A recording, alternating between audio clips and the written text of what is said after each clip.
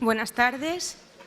Hoy celebramos el Día Internacional de los Museos bajo el lema Museos y Paisaje Cultural, con una conferencia a cargo de Víctor Cageao, que es arquitecto por la Universidad de A Coruña en el año 1995 y especialista en museología por la Universidad San Pablo CEU de Madrid en 1998. Entre 1995 y 2001 desarrolló trabajo profesional como arquitecto, dedicándose especialmente a la realización de estudios sobre arquitectura histórica y patrimonio y al montaje de exposiciones temporales. Desde 2001 es miembro por oposición del Cuerpo Facultativo de Conservadores de Museos del Estado español, con destino en la Subdirección General de Museos Estatales del Ministerio de Educación, Cultura y Deporte, donde entre 2002 y 2005 desempeñó funciones como conservador de museos y jefe del Servicio de Planificación. Desde 2005 ocupó el cargo de jefe del área de infraestructuras, desde el que realizó labores de coordinación de actuaciones en materia de arquitectura, exposición permanente, equipamiento y conservación preventiva en museos de titularidad estatal y asesoramiento sobre cuestiones museológicas a museos de otras titularidades. Desde julio de 2015 ha pasado a desempeñar el puesto de Coordinador General de Programación y Operaciones del Museo Nacional del Prado, desde el que coordina en el seno de la Dirección Adjunta de Administración las materias relacionadas con la gestión económico-financiera, obras y mantenimiento y atención al visitante. Ha representado al Ministerio de Educación, Cultura y Deporte en diversos jurados de concursos arquitectónicos convocados por las administraciones. Del mismo modo, ha representado al Ministerio en diferentes comités y comisiones técnicas y en la Comisión de Valoración de Proyectos Europeos de Cultura 2007-2013. Habitualmente coordina e imparte cursos y conferencias sobre museología, museografía y arquitectura de museos en universidades e instituciones españolas y ha participado en diversos cursos en otros países, entre ellos Argentina, Bolivia, Chile, Colombia, Cuba, Ecuador, Filipinas, Líbano, Marruecos. Desde 2008 es director del curso especializado en Museología y Catalogación de Bienes Culturales del Instituto Superior de Estudios Profesionales de la Fundación Universitaria San Pablo CEU. Personalmente, quiero agradecerle que su primera intervención en nuestro programa sea en este día tan importante para los museos, porque además de un gran profesional, como ustedes han podido ver, le considero un gran amigo. Así que hoy nos va a hablar del Museo Nacional del Prado y de su emplazamiento en Madrid, arquitectura y paisaje cultural. Muchas gracias, Víctor.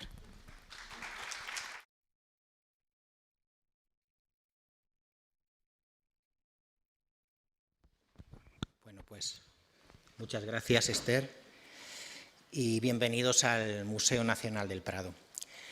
Quisiera, en primer lugar, agradecer a Esther sus palabras, yo también la considero una amiga, y agradecer al Museo Nacional del Prado, del que ahora formo parte, y muy especialmente a Karina Marota, a Esther, a Paloma Málaga y en general todo el área de educación, el que hayan pensado en mí para poder llevar adelante esta charla en un día tan especial. Y, por supuesto, les agradezco a ustedes que se hayan acercado a este salón de actos en un día que, como les decía, es singular para los profesionales de los museos. El Día Internacional de los Museos, una iniciativa que ya cumple casi 40 años, se institucionalizó en 1937 por el Consejo Internacional de Museos, con la intención de establecer unos lazos firmes entre los museos y la sociedad a la que se deben. Este año, en el año 2016, el Consejo Internacional de Museos ha decidido dedicar el Día Internacional del Museo a la reflexión en torno a un concepto importante, pero no suficientemente reconocido, que es la relación entre los museos y los paisajes culturales.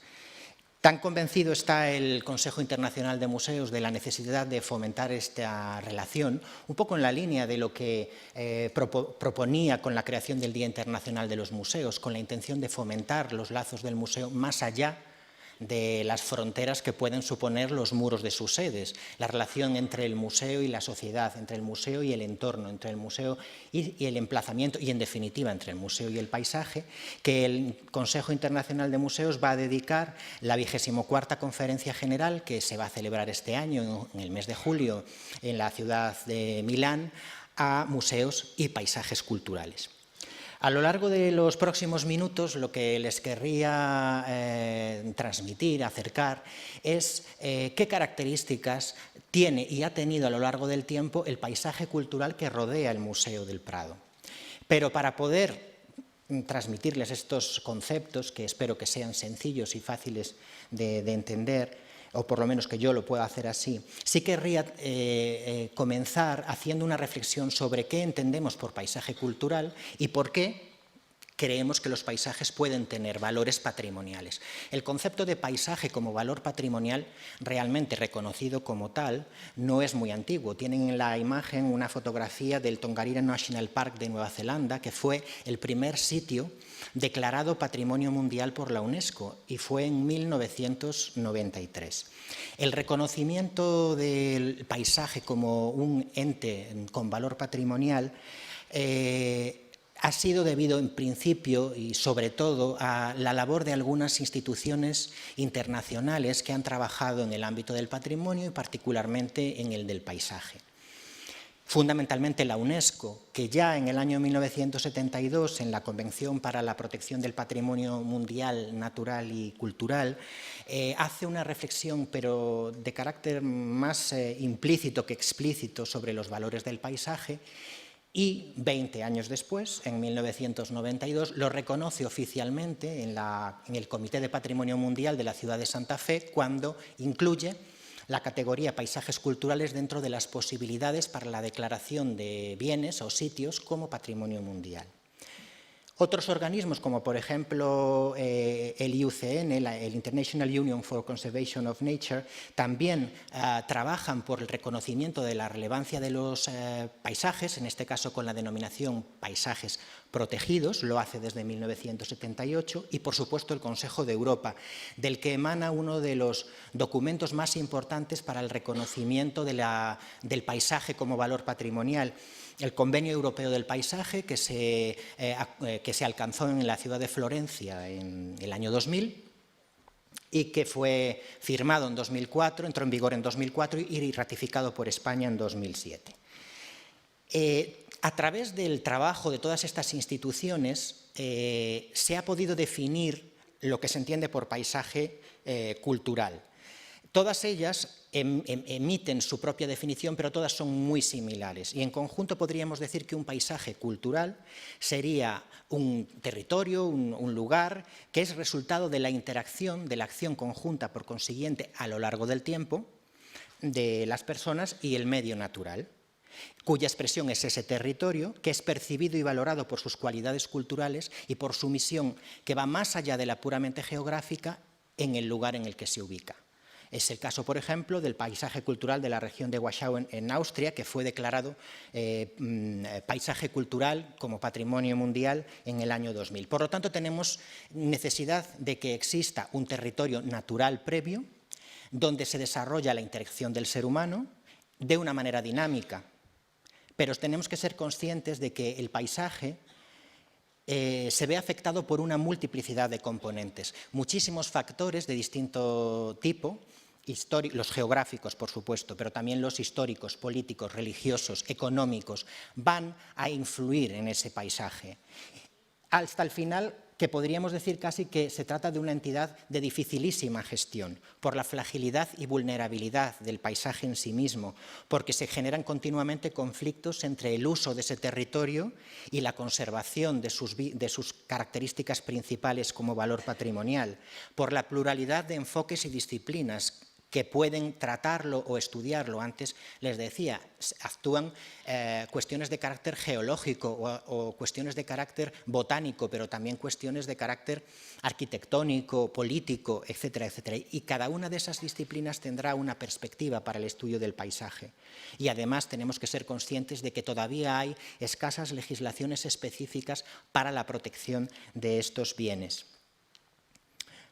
Por paisaje podemos entender muchas realidades diferentes. La UNESCO, por ejemplo, que antes les decía que era una entidad que ha trabajado mucho en el reconocimiento de estos bienes, distingue varios tipos. El primero de ellos sería lo que quizá en una primera vista nos parecería más inmediato, por lo menos de comprensión más inmediata. Es decir, aquellos paisajes que son definidos a propósito, diseñados por el ser humano, los jardines, los parques, etcétera, etcétera, como por ejemplo estos jardines persa, paisaje cultural del jardín persa, que reconoce a diferentes sitios en Irán que fueron declarados Patrimonio Mundial en el año 2011. Un segundo tipo sería los paisajes evolucionados orgánicamente, es decir, paisajes naturales en los que el ser humano ha interactuado desde distintos puntos de vista y para distintas cuestiones, ¿no?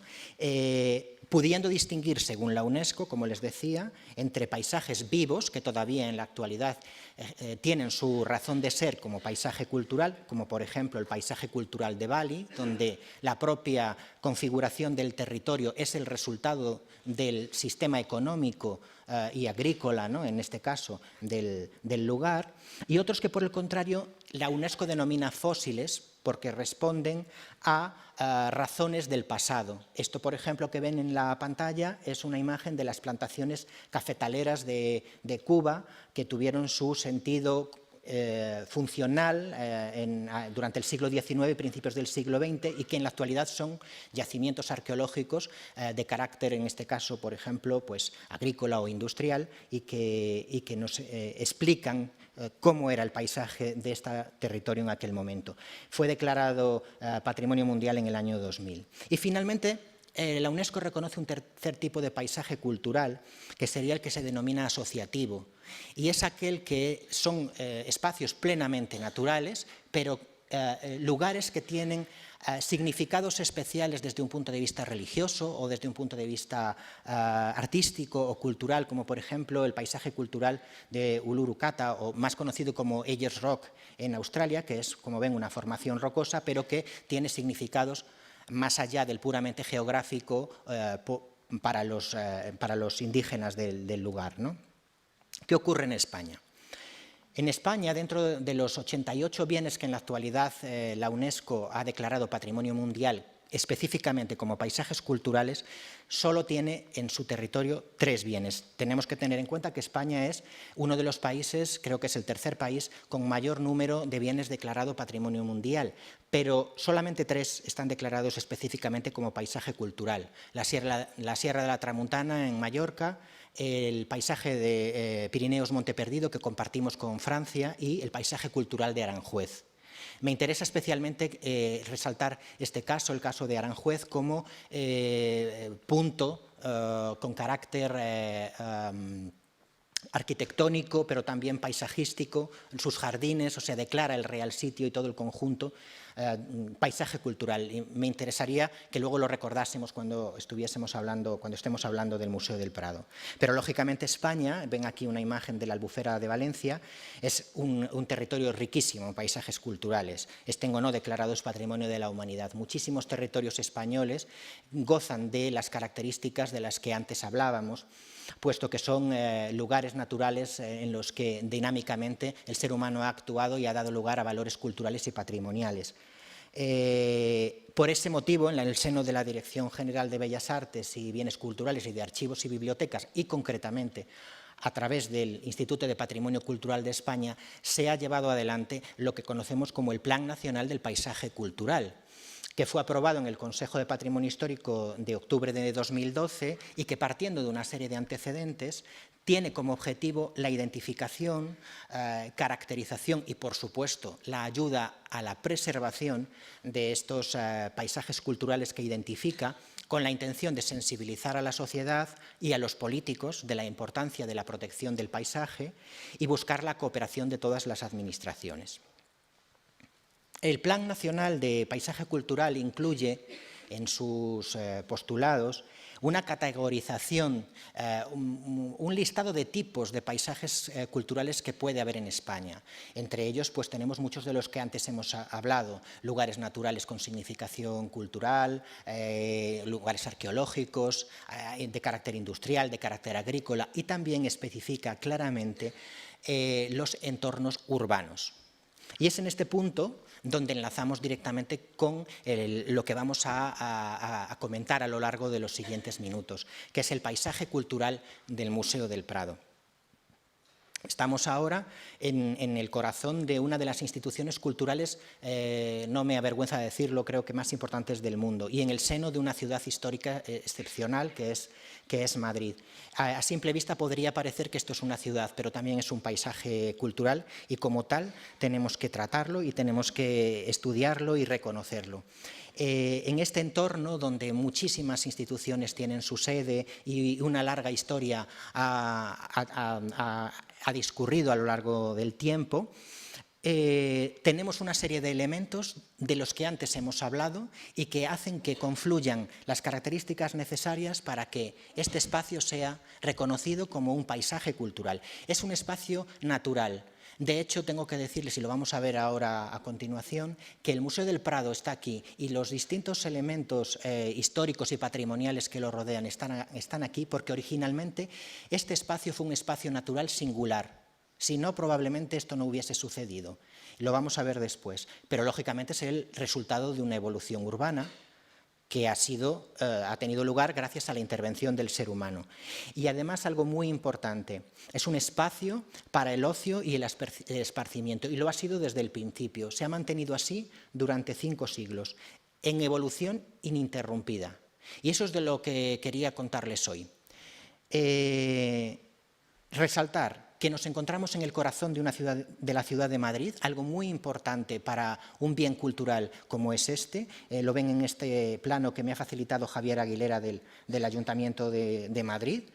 En un entorno en el que existen una serie de circulaciones, circuitos urbanos, elementos peatonales, instituciones culturales, elementos monumentales que hacen del Museo del Prado y el Real Sitio del Buen Retiro, los Jardines del Buen Retiro, un lugar trufado de intereses de carácter patrimonial y paisajístico, y que sin duda tienen en esta institución, el Museo Nacional del Prado, y en el campus del que actualmente goza, y que está constituido, como saben, por el edificio de Juan de Villanueva, el Casón del Buen Retiro y recientemente el Salón de Reinos, como espacios restantes del antiguo Palacio del Buen Retiro, luego lo vamos a ver, el edificio Jerónimos en torno al claustro de los Jerónimos y, aunque no forma parte directamente del museo, la vecindad de algunas instituciones tan interesantes como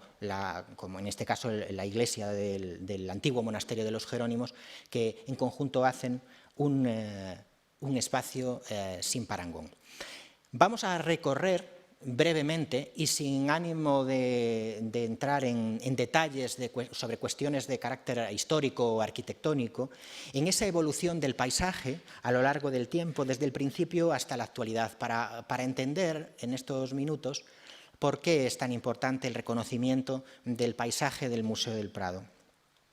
Comenzaremos por el principio, por el origen. ¿Qué ocurría al principio? ¿Por qué este espacio se escogió como un lugar adecuado para que los habitantes de Madrid se distrajeran en este lugar? ¿Y por qué algún elemento de carácter patrimonial se ubicó en este lugar? Pues bien, todo tiene su lógica y voy a intentar transmitírsela. La ciudad de Madrid se creó en torno al año 854-860, o sea, a mediados del siglo IX, como una fortaleza militar de frontera, para realizar la yihad, o sea, la guerra santa, contra las plazas fortificadas cristianas de la meseta. Y a partir de la conquista de Toledo por Alfonso VI, la ciudad comenzó a desarrollarse de una manera tranquila, puesto que una vez que se produjo esa conquista, tanto Madrid como otras plazas fronterizas similares, ¿no?, se entregaron sin poner resistencia. En torno al siglo XII, aproximadamente, Madrid tenía unas 30 hectáreas, más o menos, y unos 12.000 habitantes. Y en torno al siglo XV ya había alcanzado las 70 hectáreas. Había crecido, por tanto, de una manera moderada, que se incrementó firmemente con la declaración de Madrid como capital del imperio por Felipe II a mediados del siglo XVI. En el plano tienen una evolución de lo que sería Madrid hasta mediados del siglo XV y luego posteriormente hasta finales del siglo XVII. El crecimiento de Madrid fue bastante lógico, puesto que creció de una manera más o menos ordenada, más bien regular, no muy ordenada, pero sí apoyándose en el camino de Alcalá, hacia el este. Crecía hacia el este y de una manera, decimos lógica, porque en otros flancos la ciudad tenía barreras, como por ejemplo puede ser el propio río Manzanares o los barrancos que actualmente podemos ver en la zona de la calle Segovia, que impedían su crecimiento natural.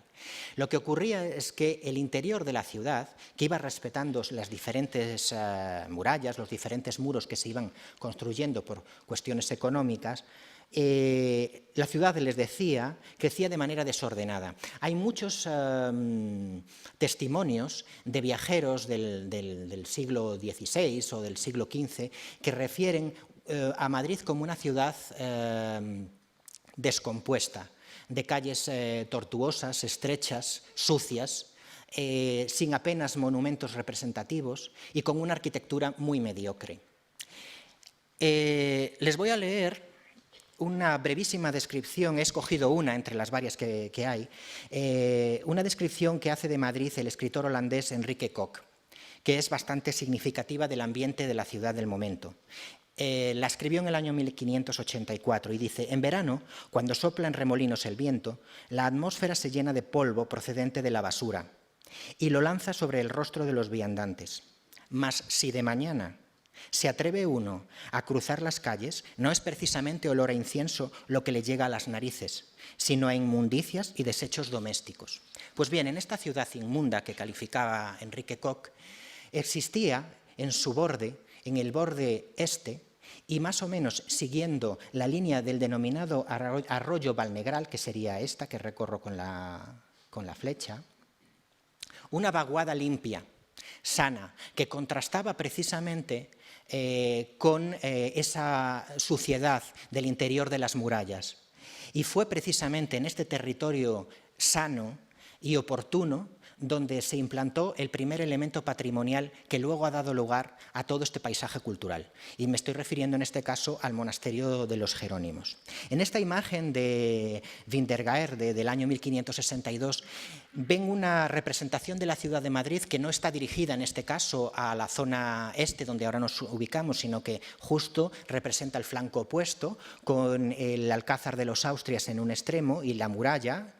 Pero sí se pueden hacer una idea con esta imagen de lo que era la ciudad de Madrid, una ciudad apiñada en el interior de sus murallas y en los alrededores colinas limpias y libres, encinares en su mayor parte, con algún arrabal, pero respetadas, digamos, en su naturaleza propiamente dicha. Pues bien, como les decía, el monasterio de los Jerónimos escogió este lugar para implantarse. Los Jerónimos fueron creados como monasterio de Nuestra Señora del Paso, en un lugar que hoy en día se desconoce exactamente, pero por referencia sabemos que estaría ubicado cerca de la ermita de San Antonio de la Florida, al lado de un puente que se denominaba entonces Puente Verde. En este plano de Francisco Pérez del siglo XVIII todavía refiere el sitio de los padres Jerónimos, donde pudo estar este monasterio de Nuestra Señora del Paso.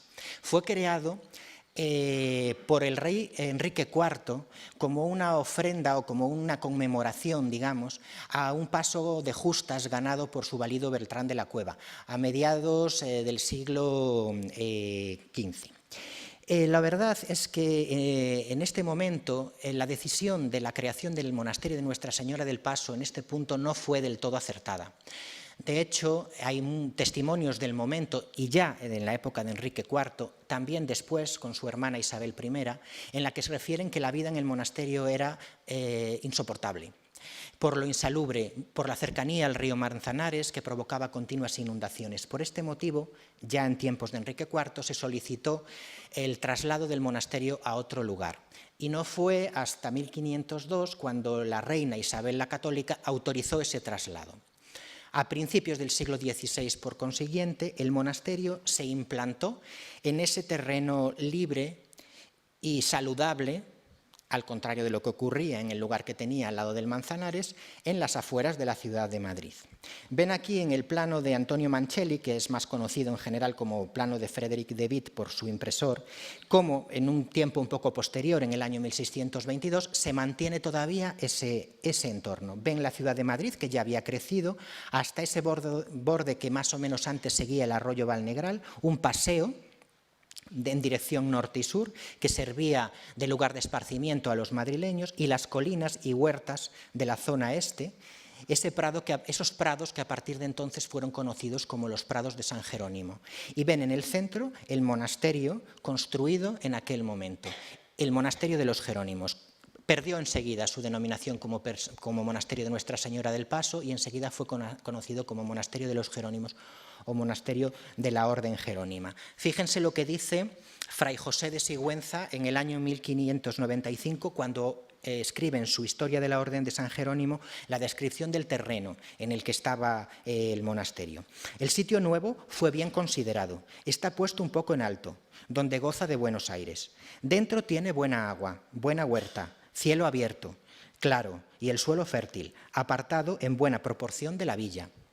El claustro, celdas y todo lo demás fue como de despojos del primer monasterio. ¿Qué quiere decir Fray José de Sigüenza cuando habla de los despojos? Pues bien, según cuentan, el monasterio de los Jerónimos fue efectivamente trasladado, no sabemos si piedra a piedra, pero sí elementos del monasterio original creado en tiempos de Enrique IV en estilo gótico fueron recuperados y trasladados al lugar en el que, muy cerca de donde ahora nos encontramos, constituyendo por lo tanto ese primer bien patrimonial.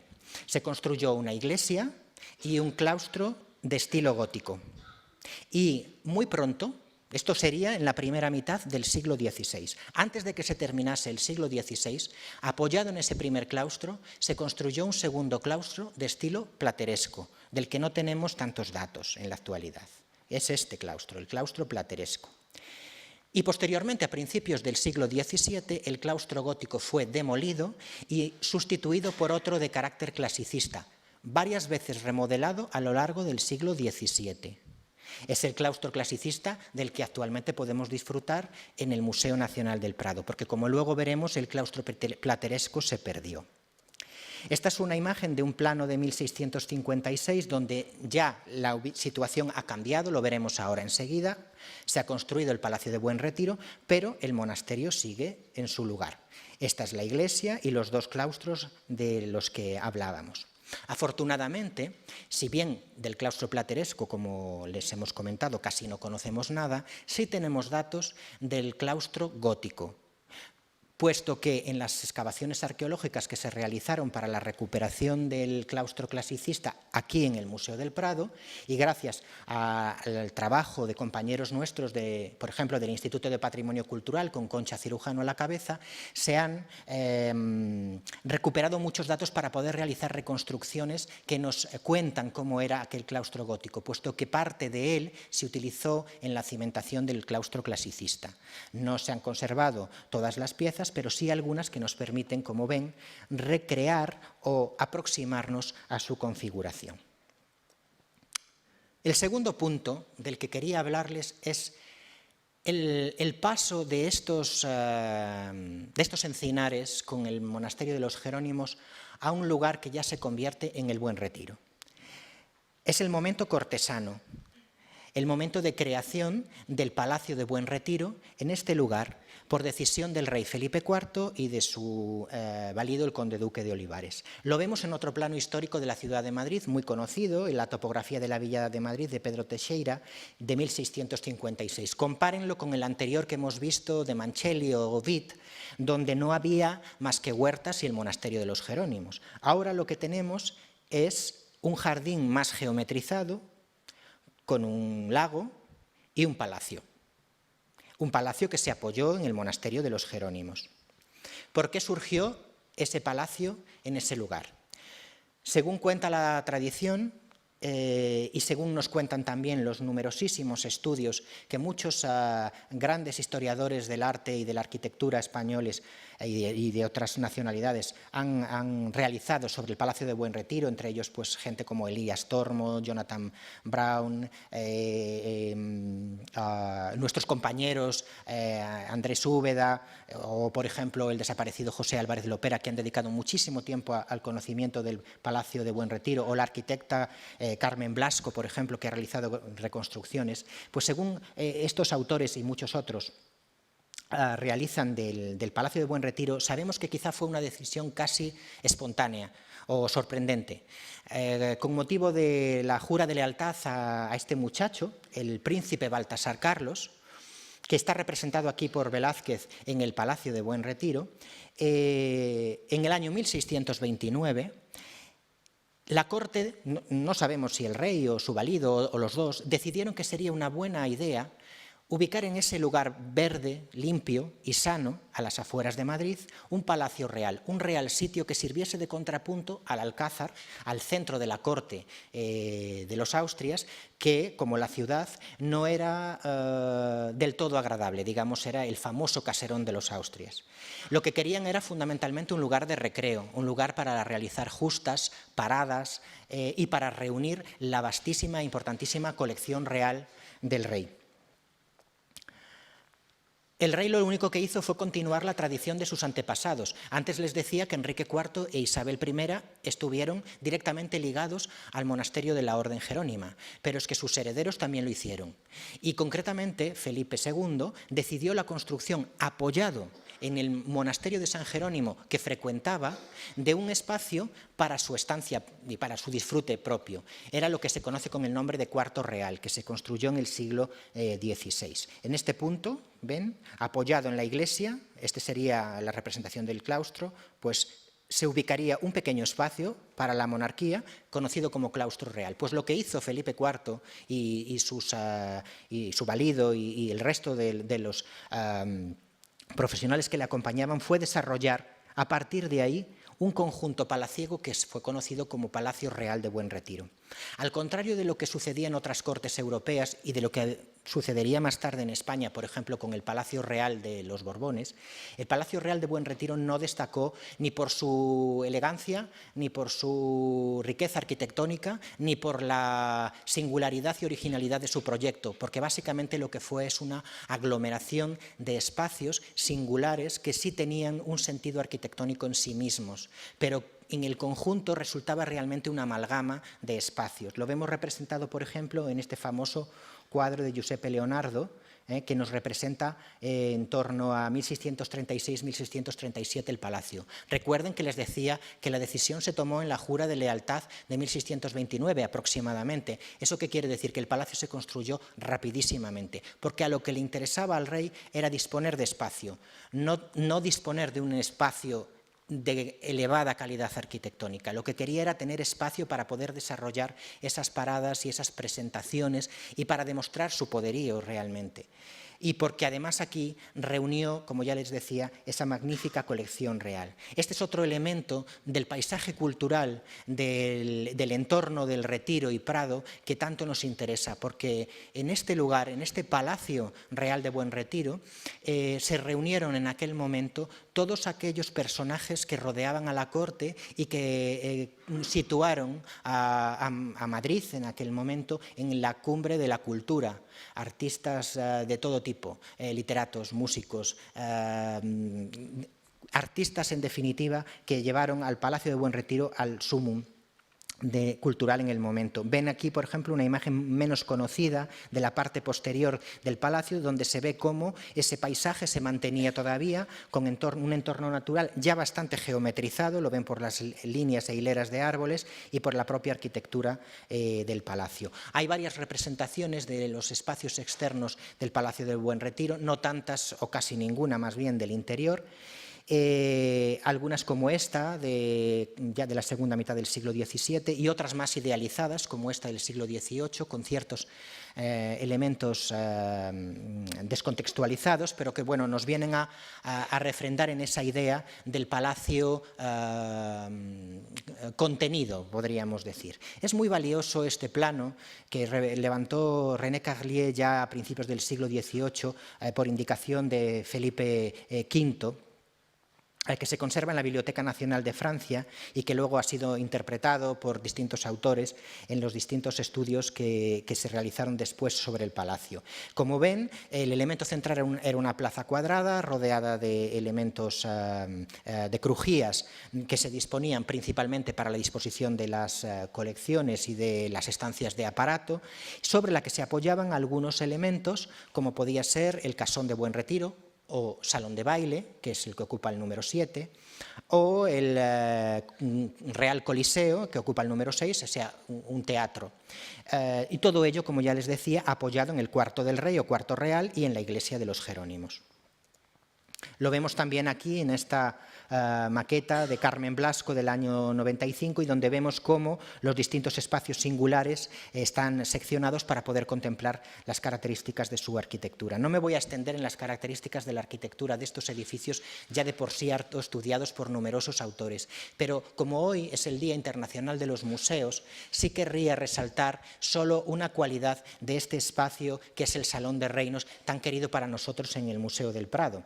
El Salón de Reinos es quizá, por supuesto, como saben, un espacio singularísimo en una de esas crujías en el borde de la plaza principal del Buen Retiro. Un espacio que se creó probablemente para la realización de recepciones reales con presencia del rey y de la reina, pero que desde el punto de vista museográfico supone también un espacio pionero en la interpretación museística de la arquitectura, puesto que la colección fue dispuesta en este Salón de Reinos con una intención que hoy denominaríamos museográfica, con una intención simétrica, perspectiva, donde se tenía en cuenta un discurso que en aquel momento, pues lógicamente, como saben, se dispusieron cuadros en este salón, concretamente cuadros de batallas, lo que pretendían realmente era demostrar el poderío del Imperio español. Todo en este espacio estaba pensado desde un punto de vista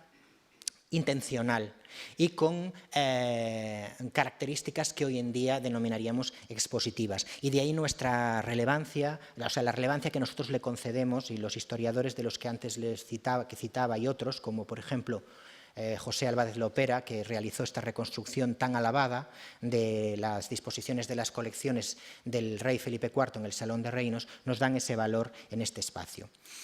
Aunque no tenemos datos de carácter paisajístico para poder hablar de cómo era exactamente ese salón de reinos y los distintos salones que lo acompañaban, sí, por ejemplo, tenemos algún dato más del casón del Buen Retiro, ese salón de baile, por ejemplo, este jardín del caballo del siglo XVIII. Vemos cómo aquí tenemos la representación de cómo era en aquel momento el caserón de baile, el casón del Buen Retiro, que también interpretó Carmen Blasco en esta representación.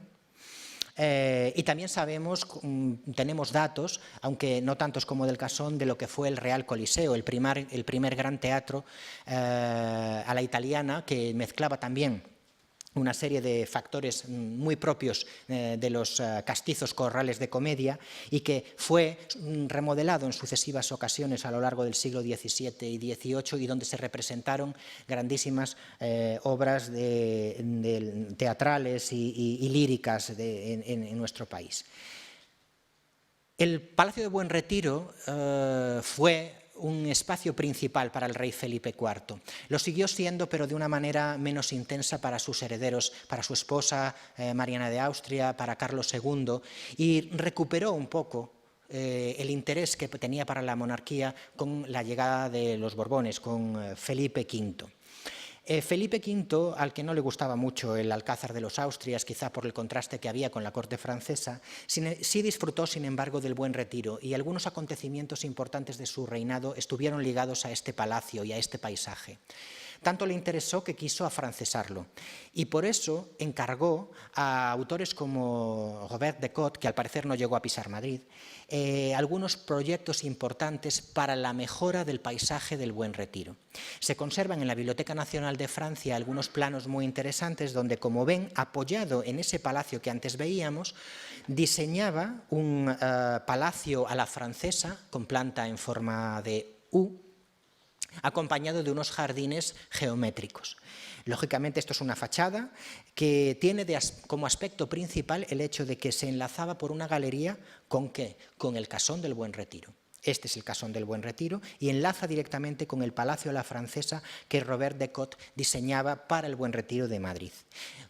La construcción de este palacio, del que aquí ven, por ejemplo, una planta, hubiese modificado de manera importante la imagen de ese paisaje cortesano, pero no se realizó. Después de que este proyecto fuese rechazado principalmente por su ambición, se realizó otro más modesto, un segundo proyecto para el Buen Retiro, con un palacio más pequeño, pero tampoco se llevó a la práctica. Algunos problemas de carácter político y económico impidieron esta cuestión y algunos autores incluso citan que la llegada de la reina Isabel de Farnesio y sus gustos italianos hacían irrealizables los proyectos de carácter más afrancesado de su esposo. Sí se realizaron algunas actuaciones posteriormente, puesto que saben que en el año 1734 se incendió el palacio, el Alcázar de los Austria. Y a partir de ahí los Borbones volvieron a centrar la corte en el Buen Retiro. Y como consecuencia de ello, pues, se pusieron en marcha algunos proyectos de mejora y de reforma de algunos cuartos, de algunos salones. Este, por ejemplo, es un proyecto de Santiago Bonavia para el cuarto de sus majestades. Sin embargo, ningún otro proyecto importante tuvo lugar en el siglo XVIII de gran relevancia en el palacio. Eran otros los intereses de la monarquía y de las clases dirigentes en aquel momento, porque con la llegada del rey Carlos III, la Ilustración hace acto de presencia y el espacio del Buen Retiro y del Prado de los Jerónimos entra otra vez a jugar un papel preponderante, un papel principal en el Madrid de la época. Esto que ven, les pido disculpas por la imagen que está un poco desdibujada, pero sí quería presentarles una ampliación de ese plano de Pedro de Teixeira justo en este punto que hace referencia a lo que era en el siglo XVII, aunque a lo mejor ya se han fijado en la vista anterior, el Prado de los Jerónimos. El Prado de los Jerónimos en el siglo XVII era un lugar de paseo centrado en una triple hilera de árboles en ese eje norte-sur. Lo que ven aquí es el palacio y este es el Prado entre la calle de Alcalá y la carrera de San Jerónimo que desembocaba en el monasterio de los Jerónimos. Lo ven en esta imagen que se conserva en el Museo de Historia de Madrid, el Prado de San Jerónimo. Ven cómo se representa con bastante claridad el Palacio de Buen Retiro, el Paseo del Prado y su triple hilera de árboles y la Torrecilla de la Música, que como su propio nombre indica era una base para los músicos. O por ejemplo en este famoso cuadro que se conserva en el Museo Thyssen de Jan van Kessel III, donde se representa una procesión, un desfile de carrozas bajando por la carrera de San Jerónimo y entrando en el Paseo del Prado. Es lugar, por lo tanto, un lugar que sigue siendo un lugar de paseo, un lugar de recreo para el disfrute de los madrileños. La ciudad sigue concentrada en sus muros. Esto que ven aquí es el palacio que ocupaba el lugar que ahora ocupa el Palacio de Villahermosa, o sea, la sede del Museo Thyssen-Bornemisza. Pero ¿qué ocurre? Que el interés de Carlos III y de Floridablanca por la mejora de la situación urbana va a hacer acto de presencia. ¿Qué quería el despotismo ilustrado? ¿Qué quería en aquel momento la monarquía? La monarquía lo que quería era la reforma urbana y conseguir una serie de objetivos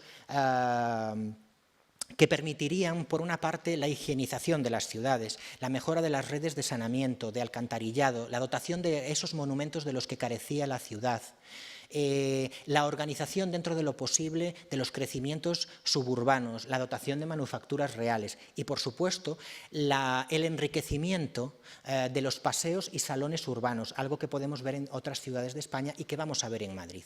El rey Carlos III propuso la creación en Madrid de un paseo que ya es un paseo ilustrado, apoyándose en ese camino, en ese paseo de San Jerónimo. José de Hermosilla fue el arquitecto al que se le encargó y realizó una serie de estudios y de proyectos. Este, por ejemplo, es uno que se conserva en la Biblioteca Nacional de España y que geometriza ese paseo apoyándose en una sucesión de fuentes, muchas de las cuales todavía existen en la actualidad. La fuente de Cibeles, la fuente de Apolo, la fuente de Neptuno o la de la Alcachofa, que ahora está en el museo, en el Parque del Retiro. Esta situación la vemos claramente en este tercer plano histórico que les quería presentar, que es el plano de Tomás López de 1785, donde vemos cómo se ha manifestado ya claramente esa geometrización del Paseo del Prado, donde se mantiene el Palacio de Buen Retiro y sus jardines, y donde aparece ya una pieza principal, porque el rey Carlos III, con su gusto por la ciencia, lo que quiere es convertir ese paseo ilustrado en un paseo de la ciencia y quiere construir en su entorno una serie de enclaves institucionales, monumentales y científicos. El Observatorio Astronómico, el Jardín Botánico y, por supuesto, el Museo de Ciencias, el Gabinete de Historia Natural y la Academia de Ciencias Naturales, que está representado en este punto por Tomás López de una manera esquemática, porque justo en ese momento todavía no se conocía exactamente cómo iba a ser el museo. En esta imagen, en un grabado de Isidro González Velázquez, vemos lo que se quería para este paisaje. ¿Qué se quería? Pues se quería un lugar amplio, arbolado, geometrizado, con elementos monumentales, como vemos aquí en Cibeles, que miraba hacia Neptuno, o en Neptuno aquí, que miraba hacia Cibeles. Como les decía, fueron muchos los elementos, como por ejemplo este Observatorio Astronómico de Juan de Villanueva, representado por Isidro González Velázquez en este grabado, o el Jardín Botánico que representa aquí Paret en este cuadro fantástico del Museo del Prado, donde vemos cuál era el ambiente de ese Paseo del Prado. Pero como les decía, el elemento principal de ese paisaje fue para Carlos III la sede de la Academia de Ciencias Naturales y del Gabinete de Historia Natural, un edificio fantástico del que lógicamente no me voy a extender en su descripción desde el punto de vista arquitectónico porque muchos otros autores lo han realizado mucho mejor de lo que yo podría hacer. Nos han ayudado a entender cómo se pensó y cómo se desarrolló esa arquitectura. Sí quería, sin embargo, rescatar algunos elementos importantes desde el punto de vista del paisaje. Por ejemplo, en el primer proyecto que realizó Juan de Villanueva en 1785 y que podemos ver muy bien en esta maqueta de la Real Academia, cómo él planteaba el museo con una especie de estoa o de paseo clásico en el frente que acompañaría a esos paseos arbolados. Eso se perdió. Hay un segundo proyecto perdido, pero en el tercer proyecto que conocemos por esta maqueta del Museo Nacional del Prado ya no existe esa estoa, ni tampoco en el definitivo, en el proyecto definitivo. Lo que quería Juan de Villanueva primordialmente era realizar un telón de fondo para el Paseo del Prado, un telón ilustrado y neoclásico, de excepcional valor, porque no tenemos que olvidarnos que nos encontramos ante una de las piezas principales de la arquitectura neoclásica mundial. En esta imagen un tanto distorsionada, de perspectiva un tanto distorsionada de Giuseppe Canella lo podemos ver, y en esta de Bramviglia pues mucho mejor. Vemos cómo tenemos esas hileras geometrizadas de árboles y un espacio libre delantero ante el Museo del Prado, una explanada que permitiría la contemplación de la fachada con sus bancos para el disfrute del museo. Y hay un elemento principal, ya muy descrito por muchos autores, que consideramos muy importante. El hecho de que Juan de Villanueva incruste el museo en esa colina verde de los Jerónimos, permitiendo el acceso sencillo a las dos instituciones principales que iba a acoger.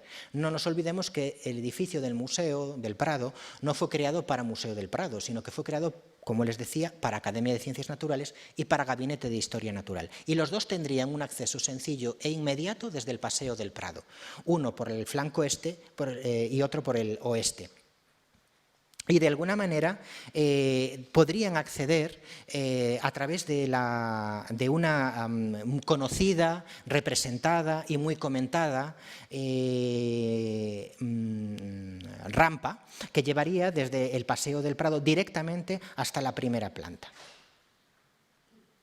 Lo vemos en esa imagen, lo vemos también en esta otra, así sería la fachada, que en algunos casos incluso se ha denominado en algunos fachada principal del Real Museo, entrada principal del Real Museo, porque realmente daba acceso desde el Paseo del Prado, de una manera cómoda, sencilla, a través de esa rampa, al acceso para la contemplación del Gabinete de Historia Natural.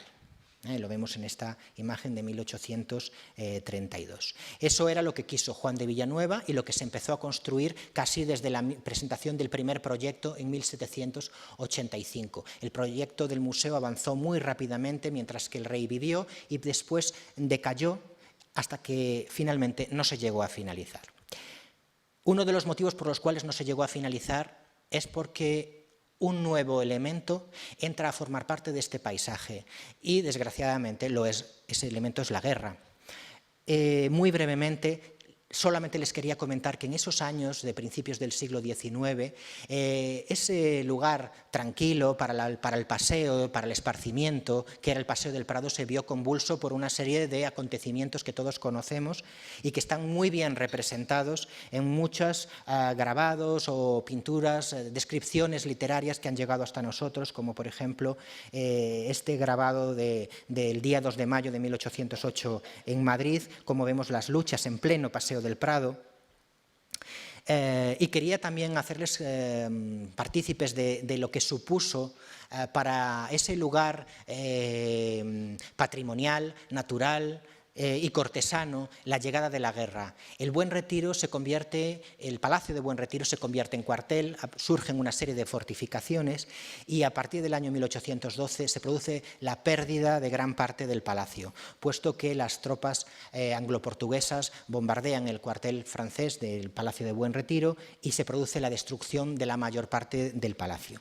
Vean la comparación que hay en esta representación, que es de 1814, pero como indica la leyenda, hace referencia a fortificaciones que se desarrollaron en los años anteriores, y este plano de Pedro Lezcano de 1812, donde ya no aparece la totalidad del palacio, se ha perdido una gran parte de él. Por ejemplo, en este caso el Casón del Buen Retiro aparece ya como una pieza aislada porque la plaza principal del palacio ha desaparecido en gran parte. Incluso el propio Museo del Prado sufre los rigores de la guerra porque es convertido también en cuartel. Parte de sus materiales, por ejemplo los plomos de las cubiertas, son desmontados para ser transformados en municiones y por consiguiente el edificio queda abandonado. Con la llegada del rey Fernando VII y la irrupción de las nuevas corrientes culturales y arquitectónicas del siglo XIX, las cosas cambian para el entorno del Real Sitio de Buen Retiro y del Museo del Prado. Lo que tenemos ahora son despojos, otra vez, en este caso del Palacio de Buen Retiro. Lo representan muy bien estos planos de las hojas kilométricas del año 1860, donde vemos claramente ya al Museo del Prado con su configuración inicial y los restos del Palacio de Buen Retiro y del Monasterio de los Jerónimos, como piezas individualizadas. También lo vemos en esta representación de Guesdon de 1854, vemos cómo desde la Plaza de Toros de Alcalá, la antigua Plaza de Toros de la Puerta de Alcalá, hoy por supuesto desaparecida, se representa el Palacio de Buen Retiro y su entorno como elementos individuales. Siguiendo la corriente de lo que ocurría en otras ciudades, Carlos María de Castro diseñó para Madrid un plano de ensanche que no tenía en cuenta, en especial, el entorno del Real Sitio de Buen Retiro y del Prado, más que para conservarlo como una pieza digna de preservación. Vemos aquí que la representación del entorno es parecida a lo que antes veíamos en las hojas kilométricas, los jardines del Real Sitio de Buen Retiro conservados y esos elementos, esos restos del palacio y el Museo del Prado conservados como tal. Sin embargo, en el año 1865 y en el entorno de ese año 1865 las cosas cambian. El propio Castro iba a diseñar un barrio, el barrio de Jerónimos, así denominado por construirse en torno al barrio de los Jerónimos, que cambia las cosas. Estos terrenos eran propiedad de la corona. La corona necesitaba fondos, necesitaba dinero y al final quizá este fue uno de los motivos que impulsó a la venta de una serie de terrenos con la intención de obtener beneficio económico y con la intención de ampliar ese ensanche con un nuevo barrio que además era considerado un barrio de alto standing, un barrio elegante en el corazón de Madrid, aprovechando parte de los terrenos del Buen Retiro. Vamos a ver cómo eran las características de este barrio, qué hacía este barrio con los edificios que quedaban y qué ocurrió con esos edificios singulares, porque les tengo que comentar que todos ellos se eclectizaron, podríamos decir. ¿Qué era lo que interesaba en aquel momento? Lo que interesaba era la disposición de instituciones que hacia el exterior se vendiesen como instituciones clásicas, elegantes, poderosas. Es el momento de los museos templo, por ejemplo, o de las instituciones clasicistas. Y eso es lo que se realiza con los restos del Buen Retiro. Se decide envolverlos en camisas historicistas o clasicistas y sucede en todos los edificios singulares del entorno del Museo del Prado. El Museo del Prado no lo necesitaba, ya era en sí mismo una gran pieza clasicista, pero sí es verdad que el edificio se adecúa a los nuevos tiempos. El rey Fernando VII y según la leyenda, casi podríamos decir, la reina María Isabel de Braganza, que vemos en este retrato póstumo de Bernardo López, decide la implantación de ese Museo Real de Pinturas que querían colocar en España al estilo de lo que sucedía en otras naciones, en ese edificio abandonado del Prado de los Jerónimos, en ese edificio que fue pensado para Gabinete de Historia Natural y que después se transformó en Museo del Prado. Este cuadro es fundamental para el museo, todos mis compañeros del museo así me lo cuentan, porque manifiesta con claridad esa decisión de transformación y de presentación de esta nueva institución cultural de Madrid, y lo vemos con estos gestos de la reina, ¿no?, indicando esa vista de la que antes habíamos comentado. Apoyándose en ese edificio que quedó inacabado, se realizaron distintos proyectos. Este es uno de los más singulares, de Martín López Aguado, que algunos autores identifican como un proyecto para la finalización del ábside, que quedó, antes lo veíamos en ese grabado, sin terminar, y que según otros autores es un proyecto que no se realizó para este lugar, sino para la ubicación de algunas colecciones nobiliarias. Sin embargo, en mi particular opinión, sí creo que puede ser un proyecto de finalización del ábside del museo. Lo que sí es cierto es que se trabajó durante todo el siglo XIX en el edificio de Villanueva, en algún caso desde el interior, por ejemplo, con el remate, según otro proyecto, del ábside, pero me interesa más resaltar qué ocurrió en el exterior de este gran edificio, ¿no? En 1864, en esta imagen que se conserva en la Biblioteca Nacional, vemos que la situación era muy parecida a la que actualmente, en la que existía con anterioridad, muy parecida a la que antes les contaba, con la rampa que arrancaba del Paseo del Prado y llegaba a la fachada de lo que ahora llamamos Goya.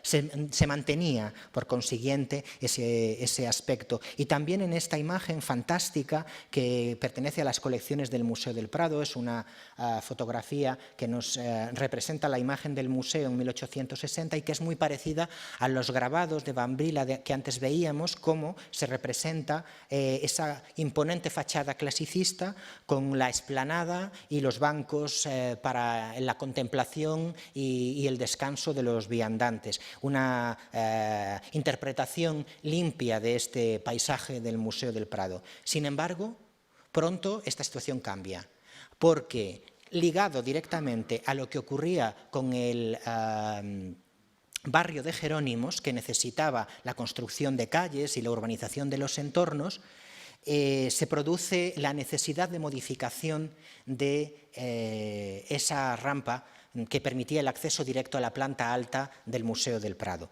Se construye por parte, además, de un grandísimo arquitecto español,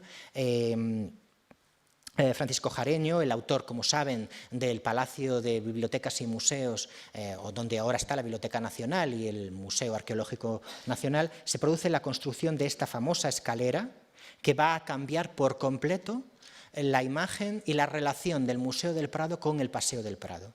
Además, si ven en esta imagen, ven que ya la parte posterior está abierta, la calle, y como la parte delantera ya no existe esa explanada, sino que hay parterres con árboles, pervirtiendo en cierta manera lo que Juan de Villanueva había propuesto para su proyecto. Lo ven aquí también en esta fotografía de Lauren de 1885, cómo ya está construida la escalera y los parterres en relación con la fuente de Neptuno. En los otros edificios, como antes les decía, se produjo un enmascaramiento de la arquitectura original. Para todos ellos se intentó crear una nueva imagen, acorde con lo que entonces era interesante, con los gustos historicistas o clasicistas. Y como les decía, se produjo en todos los grandes monumentos que rodean al Museo del Prado y que estaban relacionados con su historia y con la del Palacio de Buen Retiro. Un ejemplo es el propio monasterio de los Jerónimos, para el cual Narciso Pascual y Colomer diseñó en 1852 una nueva camisa, una nueva imagen historicista, que no se llegó a realizar en el monasterio. Esta es una imagen conservada en el archivo de Palacio que Pedro Navascués nos ha estudiado, y que, sin embargo, sí se consiguió desarrollar en la iglesia. En la iglesia de los Jerónimos se realizó una adaptación con la construcción de las torres. Vemos esta imagen aquí, en esta fantástica fotografía de Charles Clifford, que nos ayuda muy bien a entender qué era lo que ocurría en aquel momento. Ven la iglesia del monasterio de los Jerónimos con las torres todavía andamiadas, en construcción en aquel momento. Todavía en ese momento existía la rampa de comunicación con el Museo del Prado, y una cosa muy importante, el claustro plateresco se intuye detrás del Museo del Prado, todavía sin demoler. El casón de Buen Retiro y el Salón de Reinos se conservan como elementos individuales e independientes, como restos, despojos de ese Palacio de Buen Retiro. Sin embargo, en esta fotografía tomada 10 años después, ya la situación ha cambiado. La iglesia de los Jerónimos está terminada, ya no existe el palacio, el claustro plateresco, y lo que se intuye es el claustro clasicista, casi en una situación que conocimos hace unos años, antes de que se construyese la ampliación del Museo del Prado. Intuimos aquí el buque del casón de Buen Retiro, todavía conservado como una pieza individual. Lo mismo en esta imagen posterior, donde vemos esa misma representación de esos elementos, pero desde la parte posterior. Y vemos lo que era entonces el terreno de los jardines y del Buen Retiro, un lugar pues todavía bastante yermo. ¿Qué ocurrió con los otros dos edificios, el Casón y el Salón de Reinos? El tratamiento que Castro realizó en sus planes para ellos fue bastante diferente. Los arquitectos que trabajaron en esta urbanización en el momento consideraron que el casón tenía que ser tratado como una pieza singular y representativa, y así lo representaron, como ven, en los planos urbanísticos, dándole una importancia compositiva como elemento principal, elemento simétrico en la organización de los parterres y de las calles. No así el Salón de Reinos. El Salón de Reinos, como ven, sería demolido, según su propuesta, para trazar en su lugar una calle. La pervivencia del Casón de Buen Retiro y sobre todo del Salón de Reinos a lo largo del siglo XIX fue un elemento, una idea cuestionada, y continuamente se sucedían los proyectos de reinterpretación de la pervivencia o demolición de estos edificios. En el Casón una vez que, gracias a la iniciativa de Cánovas del Castillo, se decidió implantar en el interior del edificio el Museo de Reproducciones Artísticas, se sucedieron varios proyectos de distintos autores como Capo o Carderera para la recuperación del edificio. Tenemos esta imagen de Laurent de 1886 del edificio en construcción. Y de esta, por ejemplo, que nos representa el Museo de Reproducciones Artísticas en el interior de la sala de baile, de lo que actualmente, como saben, es la sala de biblioteca del Museo Nacional del Prado. Pero saben que hace ahora 130 años hubo un ciclón en la ciudad de Madrid y destruyó algunos de los edificios del entorno y particularmente el Casón del Buen Retiro. Gracias a esta destrucción podemos disfrutar en la actualidad de una de las más importantes obras arquitectónicas de este entorno, que es el proyecto que uno de los mejores arquitectos del momento, Ricardo Velázquez Bosco, realizó para el Casón de Buen Retiro, una fachada hermosísima que en la actualidad se conserva. En el Salón de Reinos, sin embargo, no tuvo tanta suerte. La arquitectura que lo envolvió no fue tan elegante ni tan preponderante. No hubo proyectos tan significativos, pero sí se realizó una nueva camisa, como antes les decía. Isidro González Velázquez, un arquitecto, por supuesto, de excelente calidad, realizó algunos proyectos, por ejemplo, para la recuperación del Salón de Reinos, pero no se llevaron a cabo, o por lo menos no creemos que se llevasen a cabo de una manera muy decisiva, puesto que, como ya les comentaba, era continua la discusión sobre si convenía mantenerlo o no. Pero un elemento muy importante y que hoy Día Internacional de los Museos también quería resaltar, vino a entrar en juego y es un museo, el Museo de Artillería. El Museo de Artillería, el museo luego conocido como Museo del Ejército, se había ubicado, uno de los primeros museos, por cierto, en ser creados en España, oficialmente, se había ubicado en distintos edificios de Madrid, el Palacio de Monteleón y luego este Palacio de Buenavista, hoy Cuartel General del Ejército, en Cibeles. Pero el Ministerio de Guerra necesitaba espacios y como consecuencia de ello el museo salió perdiendo, fue expulsado de este Palacio de Buenavista y tuvo que buscar otra sede en Madrid. Y se decidió ubicarlo precisamente en el Salón de Reinos. El Museo de Artillería fue acogido por este edificio y permitió su pervivencia. Si no, tal vez se hubiesen llevado a cabo esos planes perversos, podría decir yo, que pretendían la demolición del salón. Pero afortunadamente, gracias a la presencia del museo, eso no se llevó a cabo. Aunque sí tengo que decirles que son numerosos los escritos que a lo largo del siglo XIX reflejan intenciones de expulsar al museo y de construir incluso edificios de nueva planta en otro lugar de Madrid, que no se llevaron a cabo. En esta imagen de 1873 vemos cuál era el estado del Salón de Reinos, donde se realizaban pequeñas obras para que el Museo de Artillería estuviese algo mejor, pero el Museo de Artillería sufría porque en el interior del Salón de Reinos había inquilinos, había viviendas, oficios con los que el museo tenía que convivir. Se realizaron también proyectos como este que ven en esta zona, en la parte izquierda de la pantalla, para mejorar el edificio ocupado por el Museo de Artillería, que no se llevaron a cabo. Pero fue precisamente la salida quizá coincidiendo con la salida de la reina Isabel II y la construcción del barrio de Jerónimos, cuando se decidió definitivamente la conservación del Salón de Reinos y cuando se llevaron a cabo algunos proyectos de mejora como los que realizó Casimiro Lanaja, que ven en la pantalla, para el Museo de Artillería y que da lugar a esa nueva apariencia externa.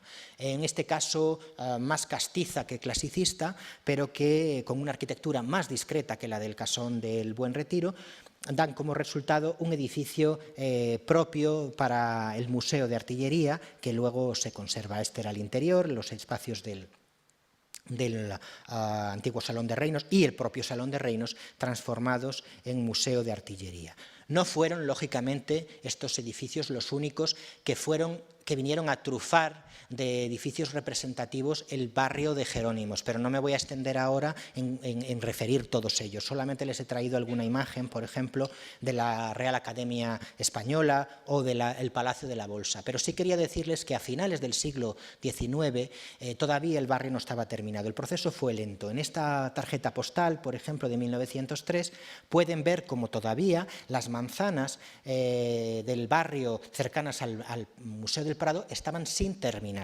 El siglo XX, por tanto, nació con el barrio de Jerónimos inacabado. Un siglo XX, en este sexto capítulo de la evolución, que lo he denominado conservador, porque realmente, sobre todo en la primera parte de su desarrollo, no aportó mucho más allá de lo que se había realizado en el siglo XIX, más que conservar lo existente.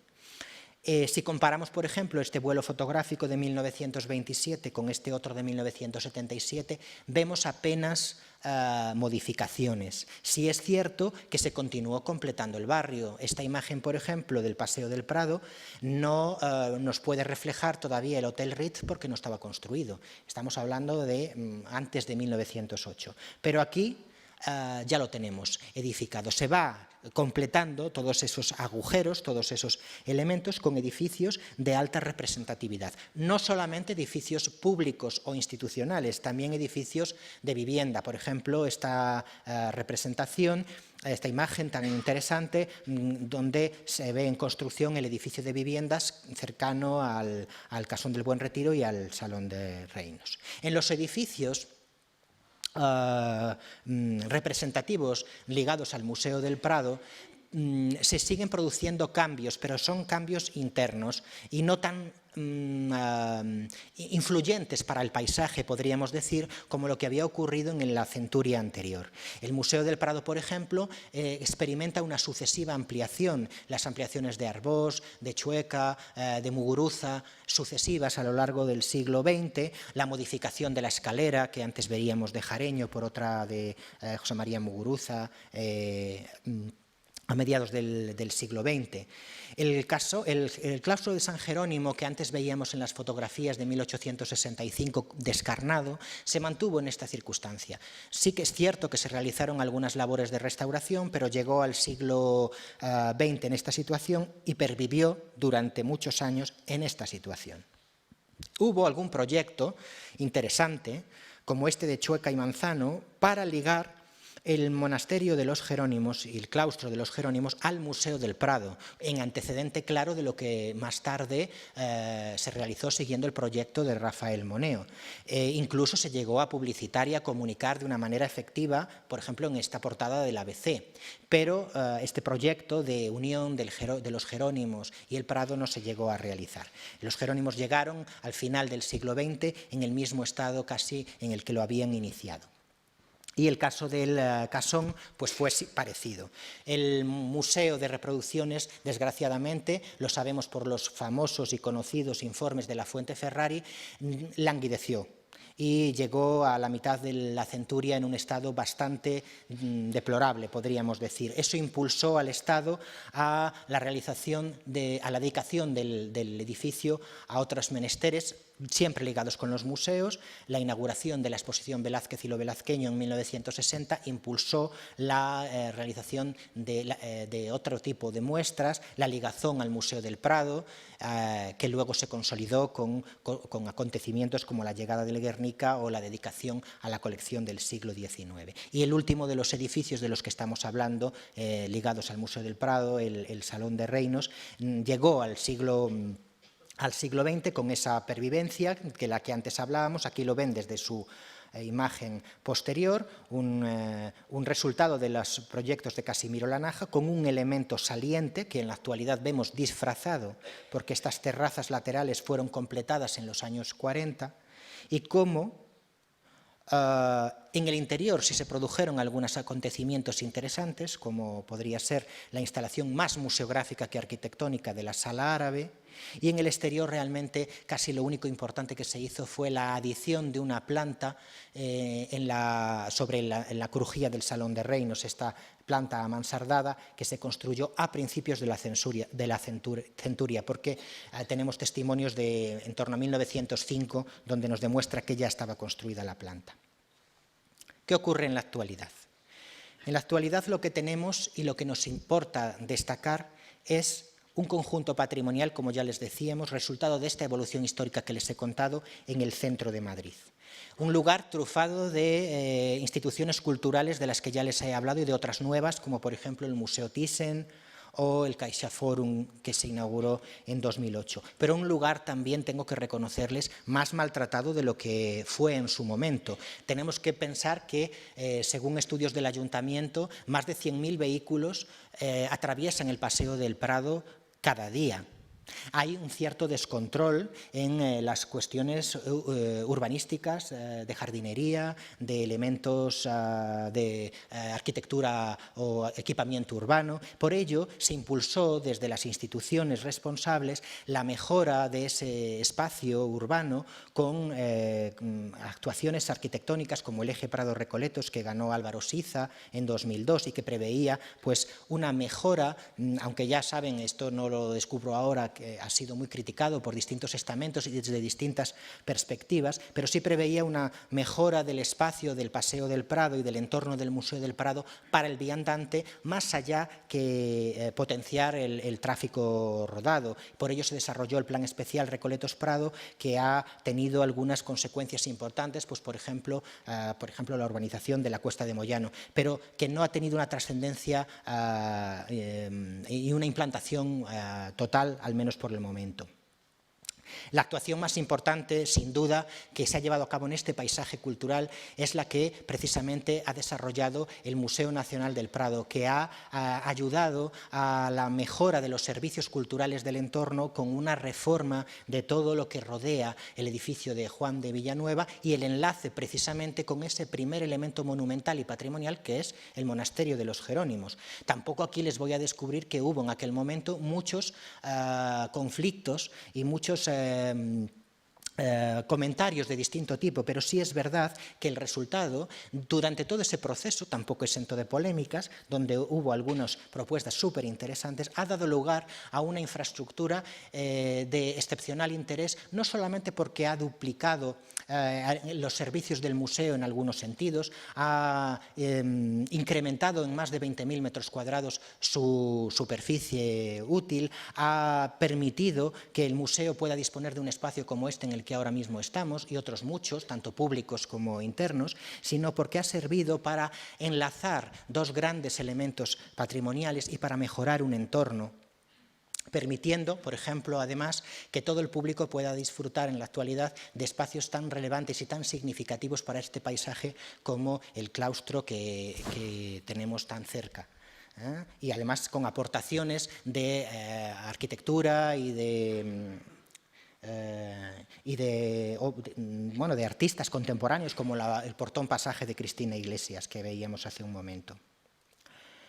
En otros edificios, como por ejemplo el Casón del Buen Retiro, también se realizaron actuaciones de remodelación, recuperaciones patrimoniales, la ubicación, como vemos, del centro de estudio y de la biblioteca del Museo Nacional del Prado, pero desde el punto de vista paisajístico no tan intensas. Ni tampoco en el caso del Salón de Reinos, donde la situación fue casi un poquito inversa, porque como resultado de los acuerdos gubernamentales de 1994 y 1995, el Museo del Ejército, del que antes hablábamos, tan importante para la preservación del Salón de Reinos, salió para su ubicación en un lugar excelente en la ciudad de Toledo, el Alcázar de Toledo, y dejó vacío el Salón de Reinos. Esta es una imagen del desmontaje del Museo del Ejército en el Salón de Reinos y esta es una imagen del espacio en la actualidad vacío. ¿Qué pasa en el futuro? ¿O qué va a pasar en el futuro? Pues de lo que ha pasado les podemos hablar, de lo que va a pasar, yo no soy adivino, no les puedo decir, pero sí les puedo contar lo que yo particularmente desearía. Desearía potenciar la preservación y la conservación de este entorno singular.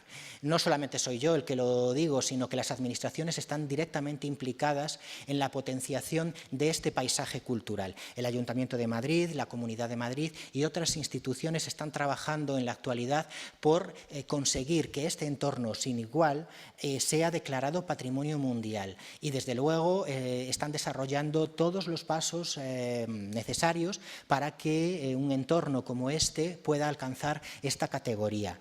De hecho, algo muy importante es que en el año 2015 este entorno ha sido ya incluido en la lista indicativa de patrimonio mundial, la lista que los países realizan y que y que reconoce la UNESCO como bienes susceptibles de ser incluidos en la lista Patrimonio Mundial. El Ayuntamiento de Madrid está desarrollando en la actualidad toda la documentación necesaria para dar los pasos siguientes, basándose principalmente en el reconocimiento de los valores de este entorno que desde el Ayuntamiento y desde la Comunidad de Madrid pretenden reforzar en un entorno que, lógicamente, como pueden comprender, va más allá del Museo del Prado, aunque el Museo del Prado sea, permítame decirlo, su pieza principal. Pero también hay muchas otras instituciones en este entorno que les reflejo y que básicamente es la zona del Prado, jardines de Buen Retiro e inmediaciones, lo que se pretende declarar Patrimonio de la Humanidad. Yo desde aquí no puedo sino desearles lo mejor en este camino. Y desde el punto de vista del Museo del Prado tampoco puedo dejar de cerrar esta conferencia con un deseo de participación del museo en este futuro. Lo que les quería transmitir para terminar es que el museo también desea poner su grano de arena en lo que supone un incremento de la oferta cultural y patrimonial de este entorno. Como ya saben, porque lo saben seguro ustedes y si no se lo acabo de contar, el Salón de Reinos quedó vacío durante ya el siglo XXI, en torno a 2009, tras la salida del Museo del Ejército. Ello es debido a que, gracias al acuerdo de las fuerzas políticas, en otras cosas parece que no se ponen de acuerdo, pero en el caso del Museo del Prado sí se pusieron, en el año 1995 se llegó a un acuerdo parlamentario para la potenciación del Museo Nacional del Prado, impulsando su ampliación y la incorporación del Salón de Reinos al museo, con la intención de que bajo el paraguas del museo se conservasen los restos del antiguo Palacio de Buen Retiro en este entorno del Prado y los Jerónimos. De esta manera, el Casón del Buen Retiro y el Salón de Reinos quedarían bajo la protección del Museo del Prado y dedicados por consiguiente a la cultura. A partir de esta decisión, pues, se trabajó en la salida del Museo del Ejército. Los compañeros del Museo del Ejército, del Ministerio de Defensa y del Ministerio de Cultura trabajaron intensamente para conseguir el traslado del Museo del Ejército a Toledo, al Alcázar de Toledo. Se vació el Salón de Reinos y tras algún periodo en barbecho, vamos a decir, debido, no se les escapa en gran parte a la crisis económica que hemos sufrido, tras ese periodo, en el año 2015 se ha producido la adscripción definitiva del Salón de Reinos al Museo del Prado. Esta es una imagen del acto de firma de lo que nosotros denominamos mutación demanial, pero que viene a ser la adscripción, la unión efectiva de este edificio tan importante al Museo del Prado, supone un punto de partida para esta institución. Una ilusión de futuro y una ilusión también de aportación a este entorno. El día 1 de marzo de 2016, el Museo del Prado convocó un concurso internacional para la rehabilitación del Salón de Reinos.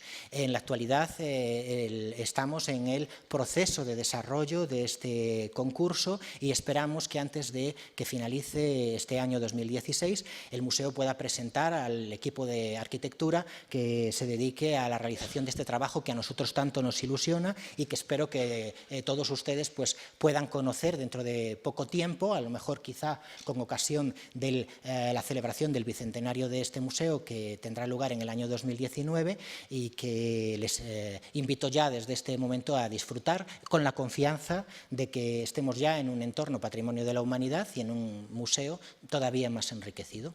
Muchas gracias por venir, me van a permitir dedicarle esta conferencia a mi padre, desde donde esté, y gracias.